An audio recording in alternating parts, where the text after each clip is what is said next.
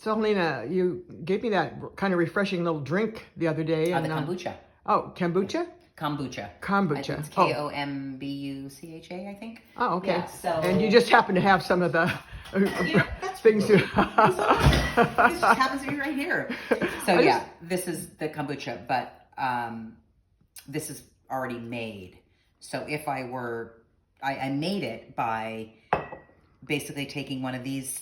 I always wash my hands when I'm going to touch that. Good. Okay, that's all right. So you're off screen washing your hands, and I'm going to zero in on this jar of whatever this stuff is. Well, oh my God! This is called a SCOBY hotel. SCOBY hotel. SCOBY is it's like a.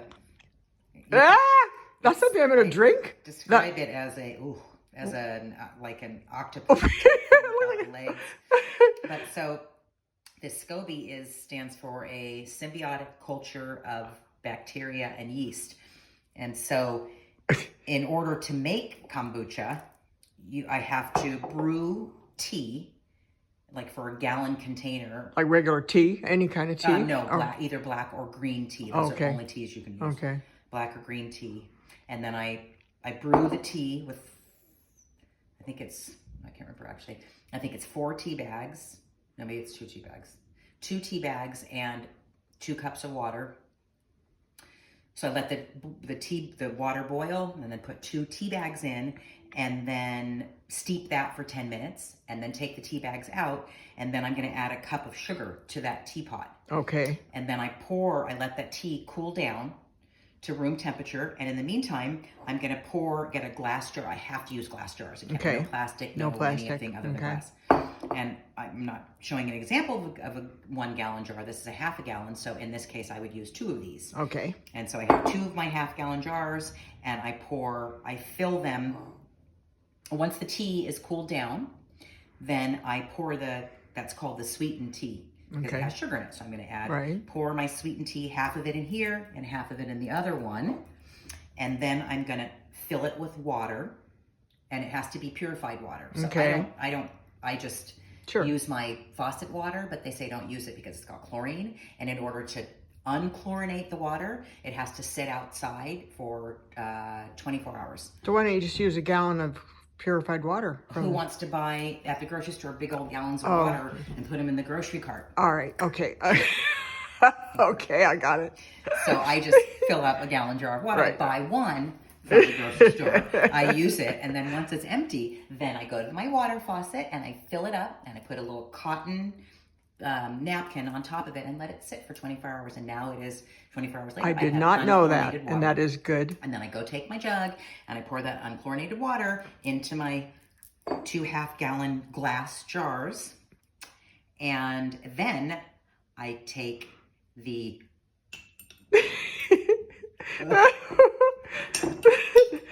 one SCOBY. And these are... Well, no, wait a minute. What is this, SCOBY? It's a symbiotic culture of bacteria and yeast. And basically, you cannot make kombucha without SCOBY. But where do you get the SCOBY? So the SCOBY, you can get from a friend. So a really close friend, I guess. You can buy on Amazon. That's handy. You can buy a SCOBY on Amazon. I got some pumps, some fabulous pump heels. I got some Nikes, a really cute dress, and a SCOBY.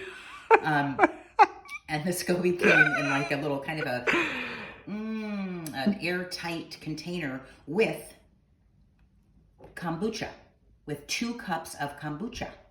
So, because you can't make kombucha without kombucha and a SCOBY. Okay. I get kind of confusing, but so we've made our sweet tea. We put 2 cups of water and let that boil. We added 2 tea bags of either black or green tea, or a combination of both. Or is it 4 tea bags? I'm a little confused on that one. I need to look that one up.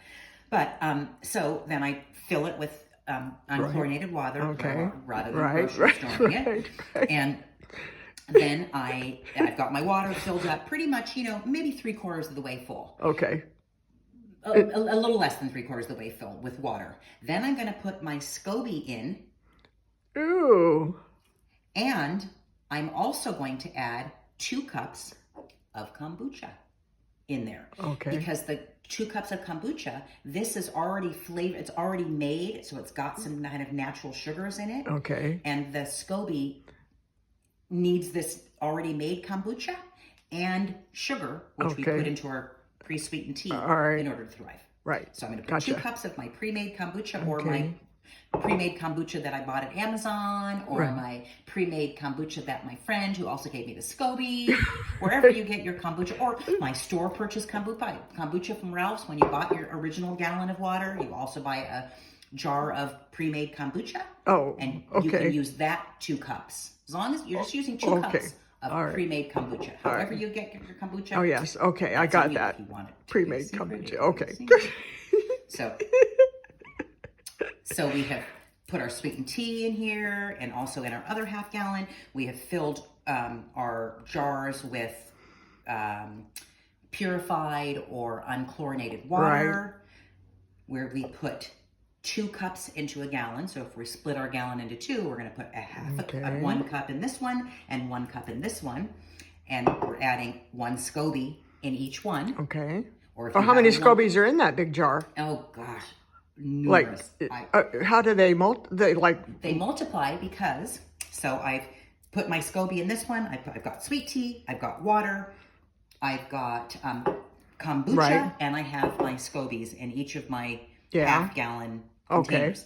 Then I'm going to leave about this much room on every glass jar that I'm using. Okay. That's really important. You've got to leave some air for it to breathe. Okay. So then I'm going to take a filter or a bandana or just a napkin. Some type of a napkin doesn't really. Some type of breathable cloth, ideally. Okay. They say don't use napkins. I'm not sure why. Okay. And a rubber band or whatever you want, and that is going to seal it.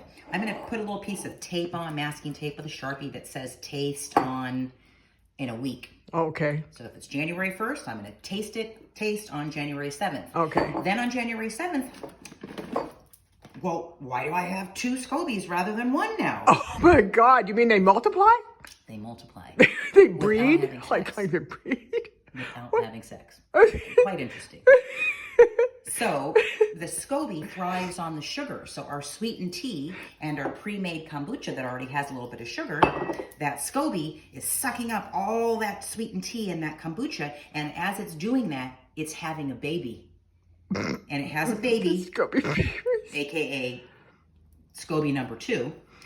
And so now I have 2 SCOBYs and tea.